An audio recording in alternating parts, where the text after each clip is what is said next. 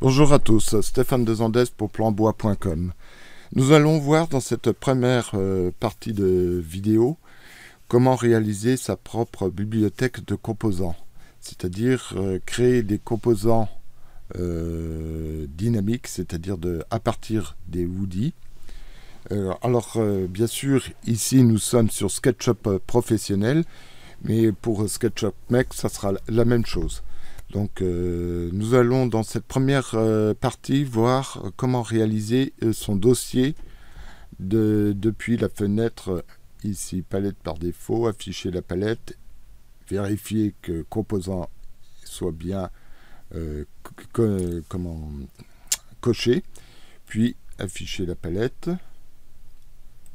Voilà, donc ici dans le modèle, bien sûr, on n'a rien, puisque on n'a rien importé. Ici, dans Composants, ici, nous avons deux dossiers qui sont réalisés, qui sont par défaut réalisés par SketchUp, qui est donc ici la formation sur les composants dynamiques, et ici les échantillons de composants. Nous pourrons donc, à partir d'ici, importer, bien sûr, je vais me mettre en vue, hop, là, ici, importer nos propres composants que nous pourrons reprendre depuis Woody, avoir les options, par exemple, option du composant, là, ici, US Portal, bon, là, c'est, voilà, appliquer, voilà, donc ici, nous allons voir comment déjà préconfigurer, ça sera utile pour préconfigurer donc ses propres composants.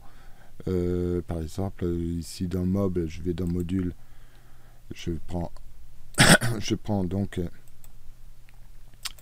ici, donc ils seront disponibles là, donc dans cette fenêtre, et nous pourrons déjà avoir préconfiguré par exemple la section ici 60, 160.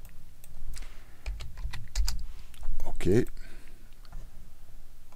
À noter que depuis le modèle, vous pouvez reprendre ici, il sera déjà préconfiguré ici. Là où c'est l'avantage, par exemple, si j'avais, par exemple, je préconfigure celui-ci, par exemple, pour que ça soit bien à 80, 300, par exemple, hein, pour bien voir. Voilà, ici, nous avons ici, on pourrait reprendre ici. Nous pourrions prendre, par exemple, si nous voulions un autre, par exemple, ici en 145, pour que ça se voie bien, je vais l'étirer déjà. Et déjà avec son panneau, ici par exemple en 12 mm. OK. Nous avons ici, nous pourrions importer. Bon, là, il faudra à chaque fois, par exemple, nouveau calque scène. Dans ce cas de figure, faire mur, OK. Et le mur 3, voilà. Ici, nous avons le mur 2. Vous voyez, mur 2, ici, mur 3. Voilà, pour ce qui est de cela. Mais là où ça devient très intéressant, c'est au niveau, par exemple, du bardage. Nous allons donc, là, ici, c'est la première partie de la vidéo. Nous allons créer les dossiers. Et dans les autres vidéos, nous allons voir comment, par exemple, modifier le profil d'un bardage et donc de l'avoir dans sa bibliothèque. Alors, la première chose à faire, donc là, il est question de SketchUp Pro, donc c'est pareil pour Mech, donc la version gratuite de SketchUp. Ça sera exactement la même procédure. Nous allons faire fichier nouveau d'abord. Voilà, donc dans le modèle, on n'a rien, dans le composant. Et ici, on va créer donc un dossier. Ici, on va créer un dossier. Nous pourrions également créer une collection locale. mais je préfère l'avoir, donc ce qui est plus intéressant, c'est de l'avoir directement ici, de l'avoir donc dans le menu composants, là, directement, de l'avoir ici, donc ce dossier. Alors, ces dossiers